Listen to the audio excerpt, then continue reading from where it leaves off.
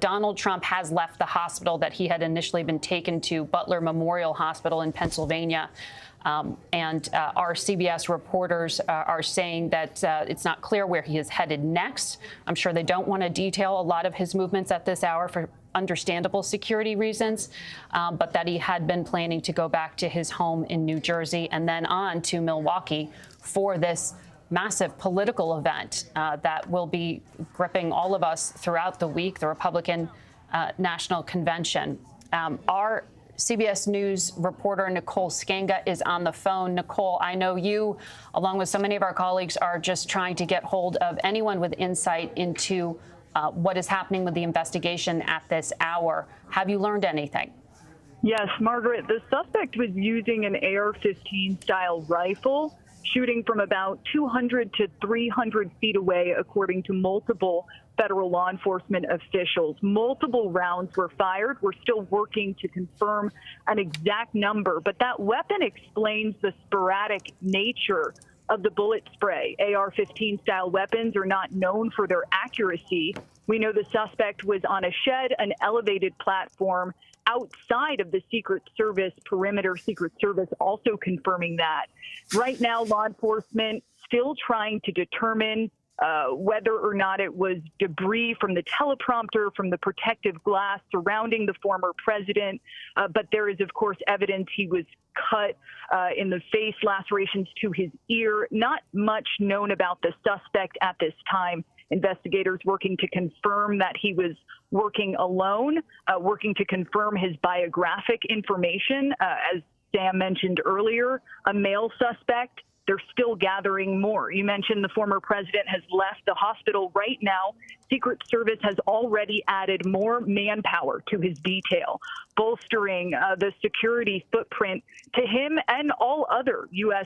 Secret Service protectees. That means not just the former president, but his family, the president, the vice president, White House officials.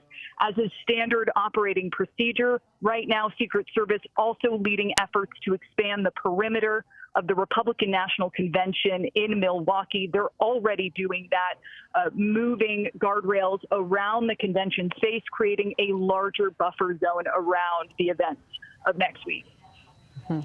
And we know, Nicole, that the Trump campaign has issued a statement saying they will go on and proceed with the Republican convention. No change, not dissuading the 45th president from going to seek and to go to that rally, to the convention that gets underway in Milwaukee.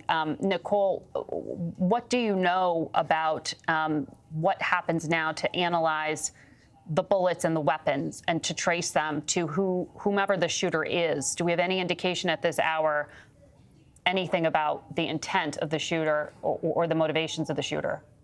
Investigators are working right now, Margaret, to try to get a better sense of whether or not the suspect had any prior criminal history, whether or not there was any known motivation, if he was working with other individuals or working alone. At this time, they are still working through that information, trying to collect all evidence. Quite frankly, rare that we have not received that information yet, but officials trying to make sure they get this right. You mentioned the Republican National Convention. We should point out that it is already it has the highest security designation of any event with federal law enforcement coordination, Tier 1, but you can expect just the manpower unlike any convention before. At least 24 states and the District of Columbia are sending officers to the RNC. More officers could be coming, I'm told, as a result of today's events. And of course, the Secret Service, the leading coordinating agency for that event, and working right now with the FBI leading the investigation into the suspect. All right. Thank you very much. Nicole, AT, I believe you are on the phone. You are former Secret Service. I think what was your title there? And had you ever been through anything like this when you were serving? Well, I was deputy director when I retired, but no, I've not been through an active event quite like this.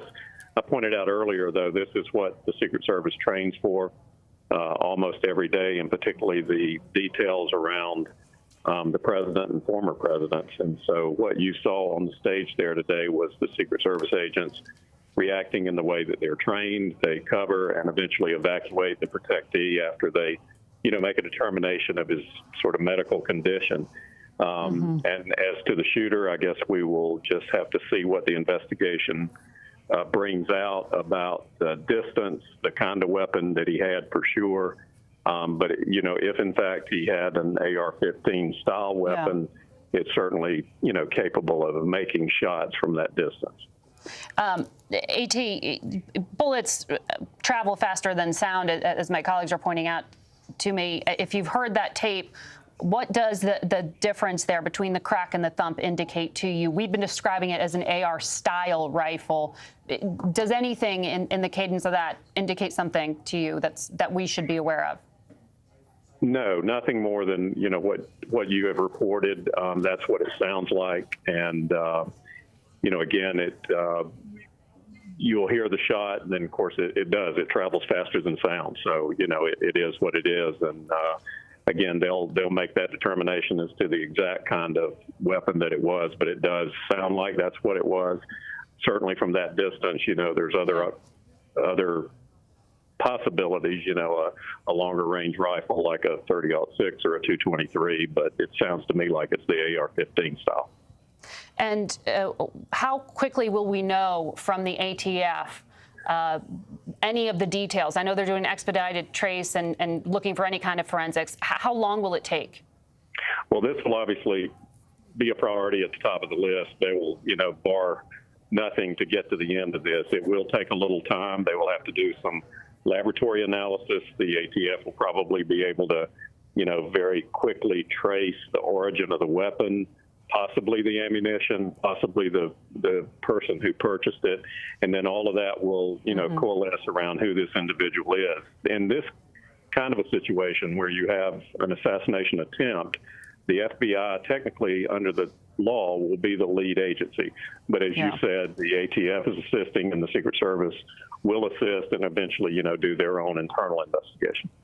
AT, we know law enforcement must know who the shooter is by this hour.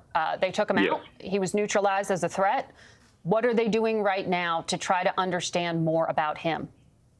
They'll begin to look at him since they know who he is. They will look at, anything related to social media. Was he active there? Did he make any sorts of threats, either direct or veiled?